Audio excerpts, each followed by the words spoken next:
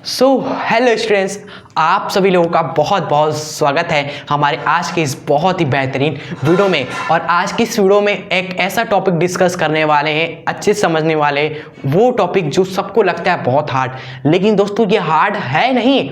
देखिए, जब आप किसी चीज़ को अच्छे से समझ नहीं पाते हो तो वो आपके लिए हार्ड लगता है, या फिर लेंदी आपको दिख रहा है तो वो हार्ड लग रहा है। लेकिन अगर आप प्रोसेस को समझ जाओगे, क्या है चीज़ें, कैसे प्रतिबिंब बन रहा है, ठीक है, आवर्धन क्षमता की कैसे आ रही है, अलग अलग स्थिति पर कैसे आ रही है, ये समझ लिया तो फिर तो हार्ड लगेगा ही नहीं। उसके बाद आप बिना दोस्तों चीज़ें रटे आप एग्जाम में करके आओगे, बिना ये सब कुछ याद किए एग्जाम में करके आओगे। आपको सच बता रहे स्टूडेंट्स, आपको एक दो बार बस इस डेरिवेशन को प्रैक्टिस करना है। ये जो इंपॉर्टेंट डेरिवेशन जो एग्जाम में हर साल आता है लॉन्ग में 5 से 8 नंबर में, वो आपको इजी तरीके से समझ में आ जाएगा। ठीक है, मिनिमम 2 बार तो आपको ये प्रैक्टिस करना है। क्या है टॉपिक? अरे संयुक्त सूक्ष्मदर्शी क्या है, यही हमें समझना है। इसका आवर्धन क्षमता निकालना है अलग अलग स्थिति पर, ठीक है, कैसा ये प्रतिबिंब बनाता है वो समझना है। ठीक है, इस वीडियो को लास्ट तक जरूर देखिएगा और कॉपी पेन ले लीजिएगा, जिससे टाइम वेस्ट ना हो। आप सभी का टाइम वेरी इंपॉर्टेंट, नोट भी करिएगा साथ में इस वीडियो में। ठीक है, चलिए अपने आज की इस वीडियो को स्टार्ट कर देते हैं। और उससे पहले बता दूं, मेरा नाम है अभिषेक गुप्ता और आप सभी आए हो अपने यूट्यूब चैनल एजुकेशन शास्त्र पे। ठीक है, अब स्टार्ट करते हैं। संयुक्त सूक्ष्मदर्शी आखिर क्या है, इसकी जरूरत क्यों पड़ी? देखिए सिंपल सा है। सरल सूक्ष्मदर्शी था, वो छोटी वस्तु को दिखाता था, लेकिन अगर उससे भी छोटी वस्तु हो तो कैसे देखेंगे? जो सरल सूक्ष्मदर्शी थे अभी हमें नहीं दिख रही, साफ साफ बड़ी नहीं दिख रही, अभी भी धुंधला दिख रहा है, तो आप संयुक्त सूक्ष्मदर्शी लो, क्योंकि ये छोटी वस्तु को और भी छोटी जो वस्तु उसको बहुत बड़ा बना देता है, बहुत बड़ा बना देता है ये संयुक्त सूक्ष्मदर्शी स्टूडेंट्स आपका छोटी वस्तु को। क्लियर? संयुक्त सूक्ष्मदर्शी में आपके 2 लेंस बस लगे होते हैं, एक बड़ा लेंस होता है, उसके बाद छोटा लेंस होता है। ठीक है, और सिस्टम जो होता है ना वो पूरा बेलनाकार होता है। इस तरीके से देखिए, आपका जो पूरा सिस्टम होता है इस तरीके से बेलनाकार होता है। पहले देखो क्या लगा होगा, एक बड़ा लेंस लगा होगा, उसके नीचे थोड़ा सा छोटा लेंस लगा होगा। ठीक है, और आप यहाँ से देखोगे, यहाँ पर वस्तु रखा होगा, कोई छोटी वस्तु जो आपको दिख नहीं रहा। इस तरीके से आप इस लेंस से देखोगे तो वो बहुत बड़ा आपको दिखेगा। क्लियर?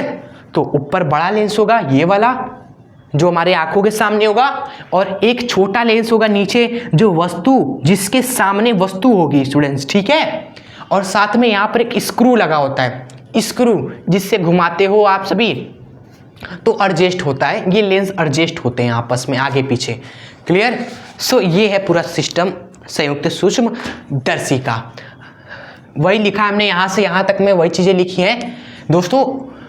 वह प्रकाशिक यंत्र जिसके द्वारा हम बहुत छोटी वस्तु को देखा जा सकता है। इसमें 2 उत्तल लेंस होते हैं, एक हमारा ये होता है बड़ा सा जो हमारी आंखों के सामने होता है, यहाँ पर हमारे नेत्र हैं। ठीक है, इसके सामने ये लेंस है हमारा। क्लियर? और इसको नेत्रिका लेंस भी बोलते हैं। नेत्रिका लेंस मतलब कि आई लेंस, आई लेंस भी इसको बोलते हैं। ठीक है, तो इसको हम दिखा रहे हैं ई से। ठीक है, और ये है वह लेंस जिसके सामने वस्तु रखा होता है। ठीक है, इसको बोलते हैं ऑब्जेक्टिव लेंस, अभिदृश्यक लेंस हिंदी में।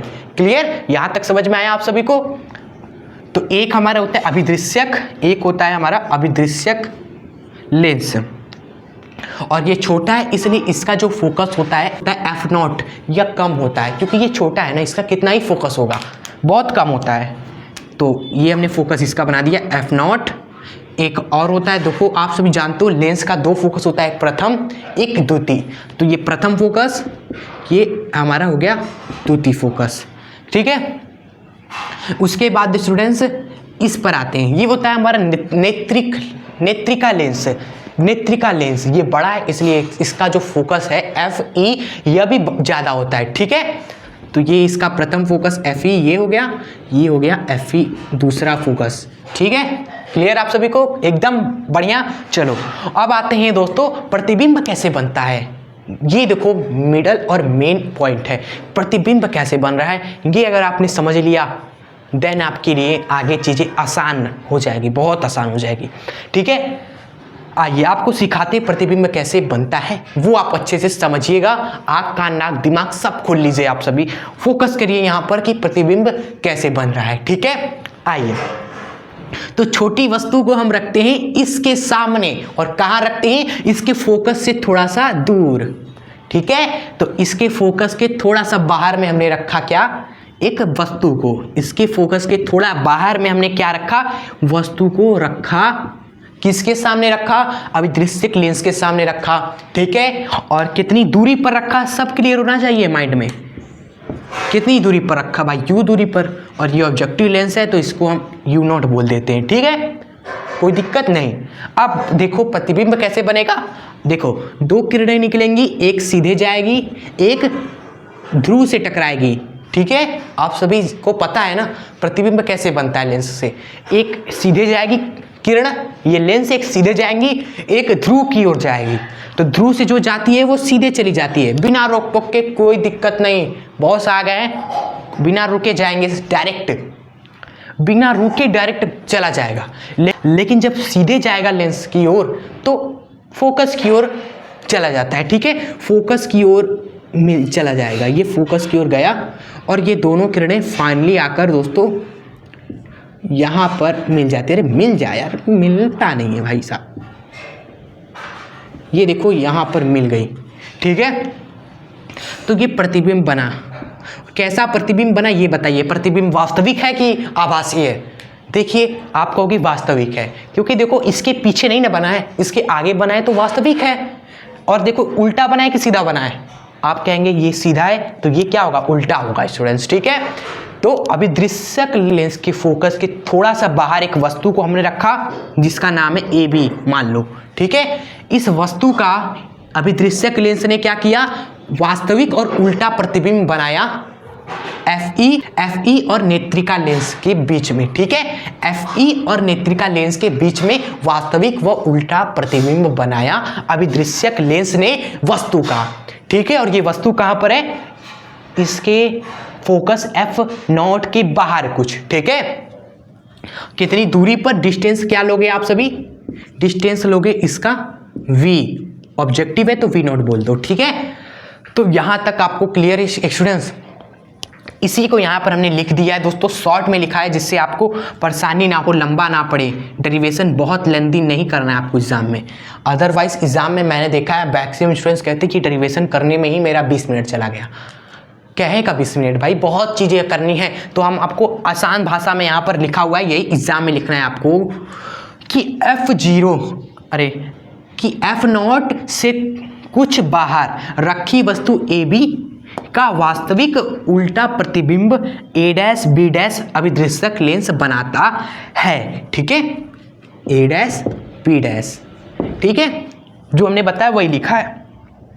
जो नेत्रिका लेंस के FE, देखो वही लिखा है ना, जो नेत्रिका लेंस का जो फोकस है FE के अंदर बनता है, नेत्रिका लेंस के फोकस FE के अंदर बनाइए प्रतिबिंब। कितना आसान भाषा में लिखा है। ठीक है, अभी तक जो समझा है सब यहाँ पर लिखा है, नोट कर लीजिए आप सभी। इसको इरेज करेंगे, उसके बाद आगे का भी तो लिखना है। यहाँ पर स्क्रीनशॉट ले लीजिए आप सभी प्लीज। ये आपका पहला है, पहला पॉइंट, प्रतिबिंब का बनना में पहला आप ये लिखोगे, उसके बाद बताते हैं।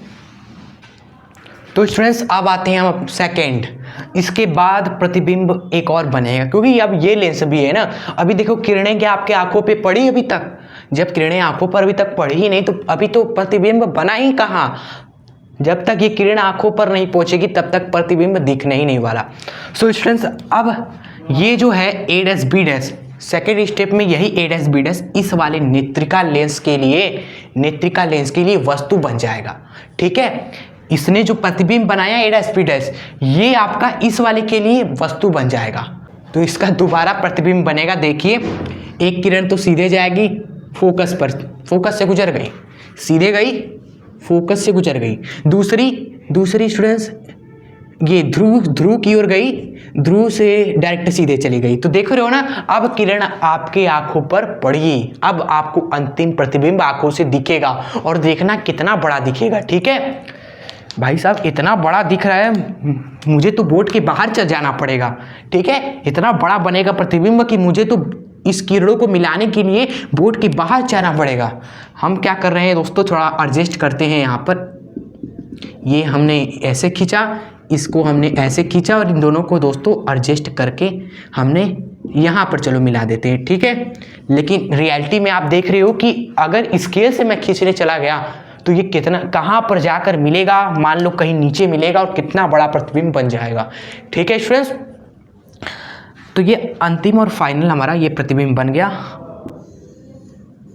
जिसका नाम आप दोगे A double dash B double dash, ठीक है स्टूडेंट्स। खत्म, आपका प्रतिबिंब बन गया, फाइनली आपको दिख गया इस छोटे से वस्तु का इतना बड़ा प्रतिबिंब। लिखेंगे हम क्या कि नेत्रिका लेंस के A डैश B डैश वस्तु का काम करेगा, नेत्रिका लेंस के लिए A डैश B डैश वस्तु का काम करेगा, जिसका वह दोस्तों अंतिम और आभासी, सीधा और बहुत बड़ा प्रतिबिंब बनाता है, ठीक है। अब ये आभासी क्यों है इसको हमने कहा, क्योंकि देखो वस्तु जिधर है उसके पीछे बना प्रतिबिंब तो आभासी कहलाएगा, और कितना बड़ा बना है, और देखो वस्तु नीचे है ये भी नीचे है, मतलब कि सीधा ही बना है प्रतिबिंब, ठीक है। खत्म। तो स्टूडेंट्स यहाँ तक प्रतिबिंब का बनना हमारा था, हम ये पूरा इरेज करेंगे। अब आवर्धन निकालेंगे, आवर्धन क्षमता इसकी, उसके बाद अलग अलग स्थितियों पर आवर्धन क्षमता हम निकालेंगे, ठीक है, आपके साथ मिलकर। तो आगे जो आने वाला है उसको अच्छे से फोकस करके समझिएगा कि कैसे आवर्धन क्षमता आएगी, ठीक है, बहुत इंपॉर्टेंट है वो आगे। अभी तक तो हमने केवल 85% पढ़ा, 50% आगे कवर कर देंगे। बस आप अपना साथ बनाए रखिएगा, लास्ट तक जरूर देखिएगा, ये नहीं कि अब बाद में टाल देंगे कि अब बाद में देखेंगे 1-2 घंटा बाद, फ्लो खराब हो जाएगा, इसलिए लास्ट तक बने रहे, भले ही कितनी बड़ी वीडियो बन जाए हम खत्म कर देंगे आज, ठीक है, अगर आप सभी का साथ रहा तो, ठीक है। अगर अच्छी लग रही वीडियो तो आप प्लीज़ मेहनत के लाइक भी जरूर कर दीजिएगा अभी, ठीक है। चलो आगे बढ़ते हैं, नोट कर लें, स्क्रीनशॉट ले लीजिए। अब चलिए चलते हैं आवर्धन क्षमता निकालते हैं, ठीक है। आइए स्टार्ट करते हैं। आवर्धन क्षमता कैपिटल एम से दिखाते हैं। प्रकाशिक यंत्र का आवर्धन क्षमता की परिभाषा हमने सरल सूक्ष्मदर्शी में बता दी है, यहाँ पर परिभाषा में नहीं लिखना है, परिभाषा हमने अलग से बताई थी कि अलग से अगर पूछ दे हाँ प्रकाशिक यंत्र की आवर्धन क्षमता क्या है, तो आप आराम से परिभाषा लिख दो जो हमने बताई थी, समझाई थी। एंड यहाँ पर आप डायरेक्ट हम करवाते हैं, आवर्धन क्षमता डायरेक्ट निकालते हैं। जो हमारी आवर्धन क्षमता होती है वो होती है बीटा बटे में अल्फा, ठीक है। बीटा क्या होती है, लास्ट, जो लास्ट में आपका प्रतिबिंब बना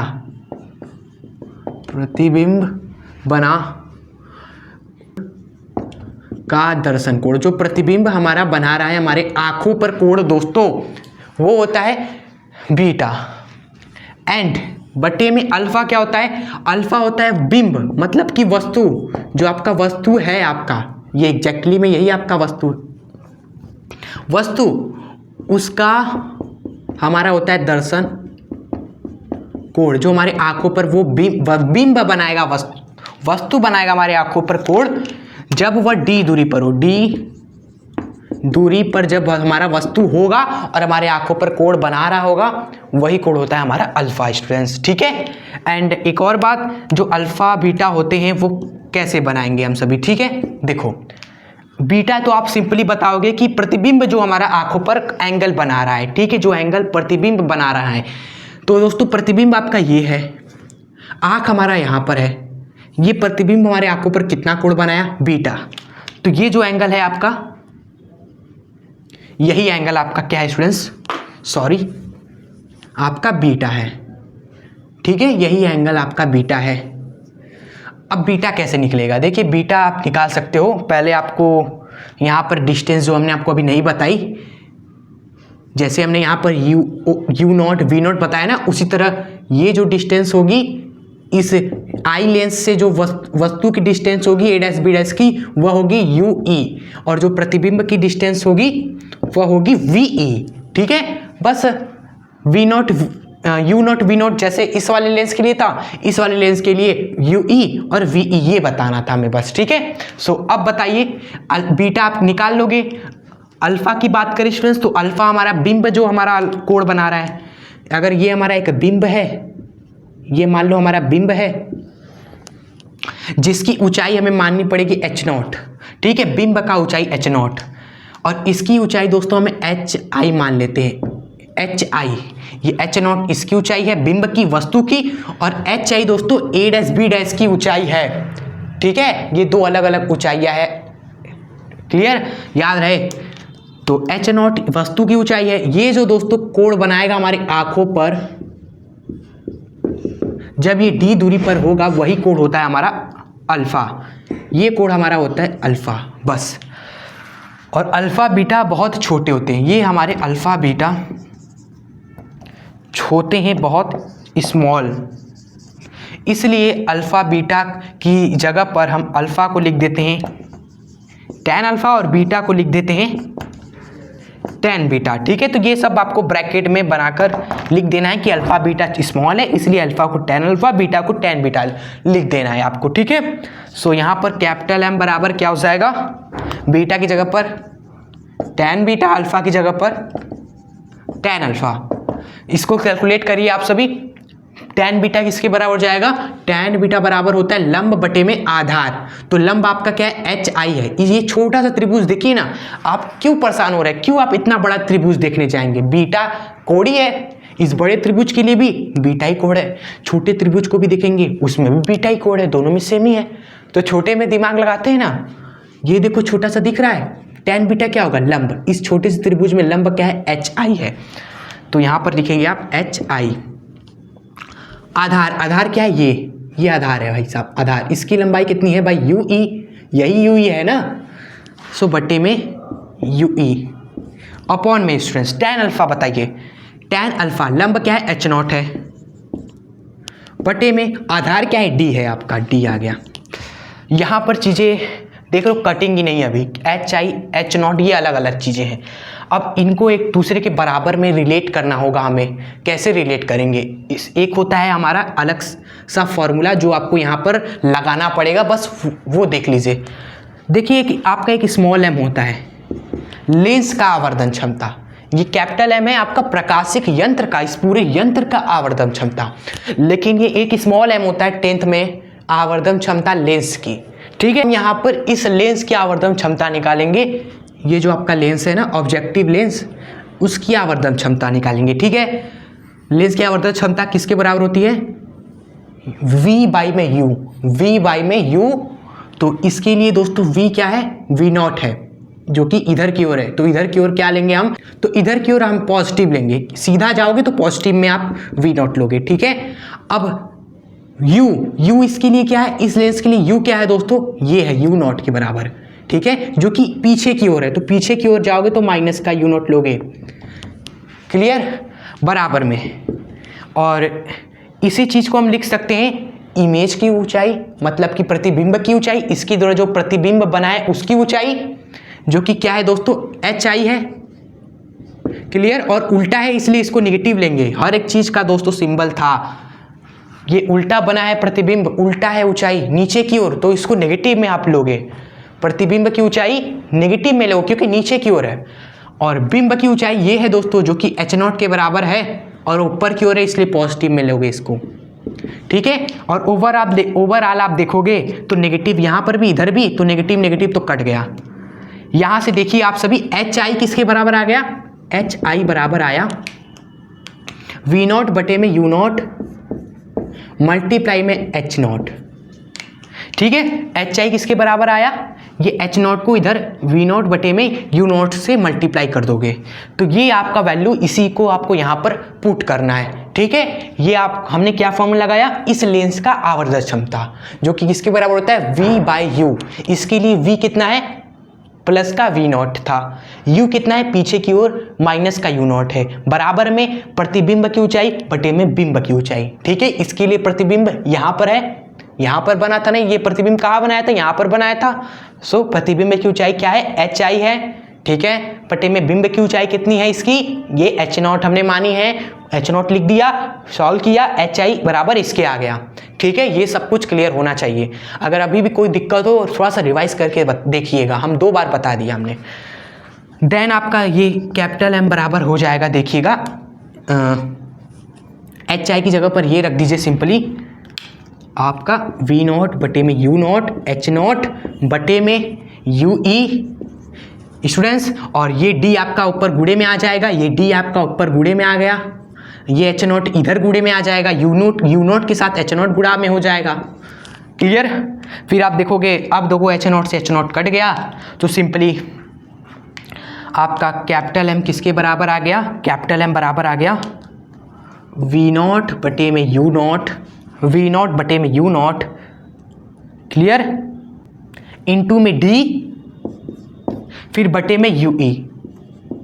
ठीक है, ये देखो आवर्धन क्षमता का सूत्र होता है, यही आपका, ठीक है, यही है दोस्तों मेन सूत्र, मेन फॉर्मूला जो हमें निकालना था यहाँ तक।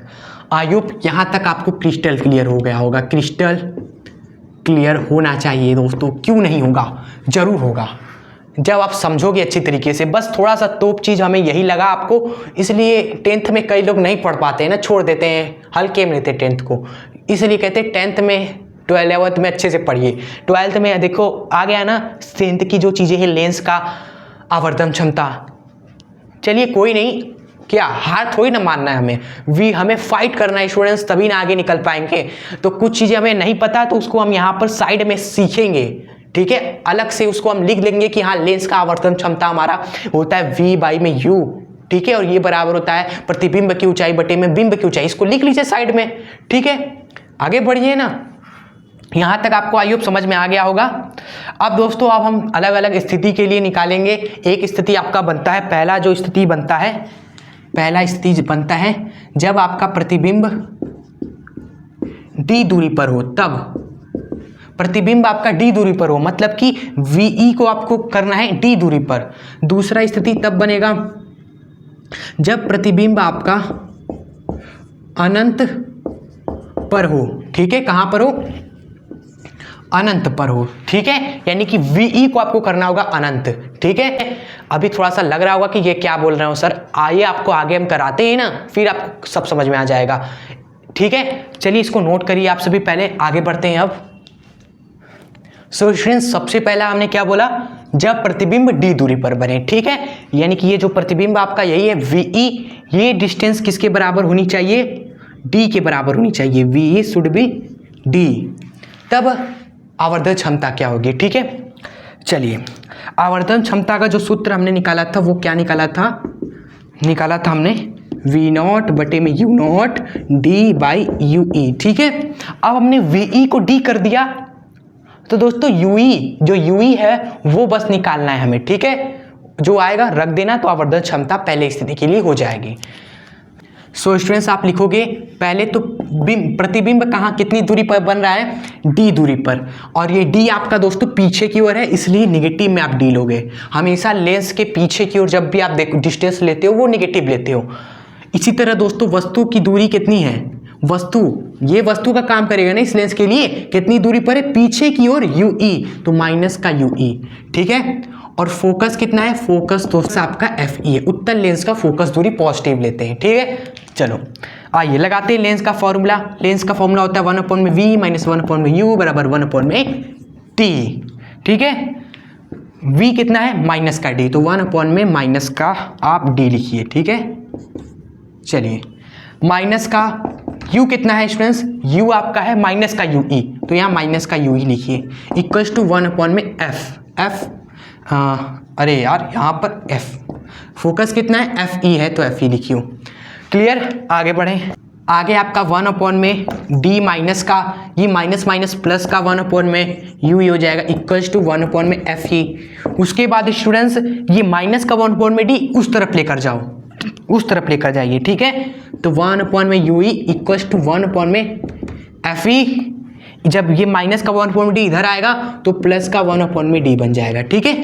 अब क्या करिए आप दोनों तरफ गुणा करिए, दोनों तरफ आप गुणा करिए d से गुणा करिए, d से दोनों तरफ, तो इधर भी d से, इधर भी, इधर की ओर भी d से मल्टीप्लाई करिए, ठीक है, इधर भी, तो इधर गुणा करेंगे तो d बाई यू होगा हमारा, जो कि इक्वल्स टू होगा, इधर मल्टीप्लाई करेंगे d से तो d बाई FE, और यहाँ देखो d गुणा होगा तो कट जाएगा, प्लस का 1 हो जाएगा, ठीक है। सो देखिए आपका ये क्या निकला, आपका d बाई यू कितना आया, ये आया, और यहाँ पर d बाई यू है हम आवर्धन क्षमता की जगह पर, तो इसकी जगह पर आप ये रख दीजिए, इसको समीकरण 1 मान दीजिए और कहीं लिख दीजिए कि समीकरण 1 का मान उसमें रखने पर आवर्धन क्षमता का जो सूत्र है उसमें रख दीजिए, ठीक है। तब आपका क्या बनेगा पूरा सिस्टम देखिए, तब फाइनली तब हमारा आवर्धन क्षमता नया निकलेगा, वो होगा V naught by U naught, और डी बाई यू ई की जगह पर ये रखेंगे, क्या आया है डी बटे में एफ ई प्लस में 1। ठीक है, सो ये पहला आपका जब होता है स्थिति, उसके लिए आवर्धन क्षमता आ गई। ठीक है स्टूडेंट्स, यहाँ तक क्लियर आप सभी को? बहुत अच्छा है, आई होप आपको यहाँ तक क्लियर हो गया होगा अच्छे से। अब हम आते हैं इस दूसरी स्थिति की ओर। ठीक है, दूसरा स्थिति भी बहुत आसान है, तो इसको इरेज कर दे रहे हैं। अब हम दूसरा स्थिति भी देखकर इस वीडियो को अब एंड करते हैं, और आप रिवीजन करते रहिएगा इस टॉपिक का, क्योंकि ये आ गया तो समझ लो कि जिन्होंने अच्छे से पढ़ा है ना इस वीडियो से, वो डेफिनेटली करेंगे और नंबर लेकर आएंगे। देखिएगा आप सभी, मैक्सिमम स्टूडेंट्स इसको छोड़ेंगे एग्जाम में, क्योंकि वो तो अच्छे से पढ़ेंगे नहीं, लेकिन आप जो हो यहाँ तक बने हुए हो, तो आप डेफिनेटली इसको अच्छे से तैयार कर लीजिएगा। एग्जाम में आया गया ना समझ लो, तो आप कर दोगे तो नंबर बूस्ट हो जाएगा आपका फिजिक्स में, इस टॉपिक को अगर आपने कर दिया तो। सेकेंड स्थिति आपका बन रहा है जब प्रतिबिंब कहां पर बने, इन्फिनिटिव पर बने। जब प्रतिबिंब आपका इन्फिनिटी पे बने, अनंत पर बने, तब क्या होने वाला है? कुछ नहीं होगा भाई, ये डी की जगह पर क्या हो जाएगा, इन्फिनिटी हो जाएगा।